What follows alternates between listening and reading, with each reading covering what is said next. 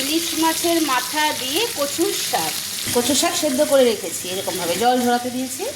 মাছের মাথা ভেজে নামিয়ে ফেলেছি। একটু কালো জিরে ফোড়ন আর একটু পেঁয়াজ কুচি। পেঁয়াজ কুচিটা দিলে কি হয়, একটা খুব সুন্দর স্মেল আসে। তো আপনারা যদি পেঁয়াজ না খান দেবেন না, কোনো চাপ নেই। একটু ভেজে নিচ্ছি, আর কোনো মশলা যাবে না। পেঁয়াজটা একটু লালচে করে ভেজে নিয়েছি। এবার সোজা শাকটা দিয়ে এবার একটু ভালো করে নাড়িয়ে চাড়িয়ে রান্না করে একটু পরে মাছের মাথাটা দেবো।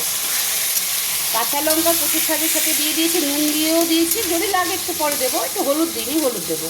একসাথে দুটো রান্না। এদিকে শঙ্কর মাছ হয়ে এসে, শুধু গরম মশলা দেবো একটু।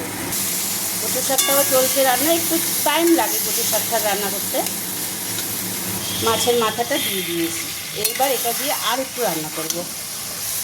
ইলিশ মাছের মাথা দিয়ে কচুর শাক আমার রেডি, আর এদিকে শঙ্কর মাছও রেডি।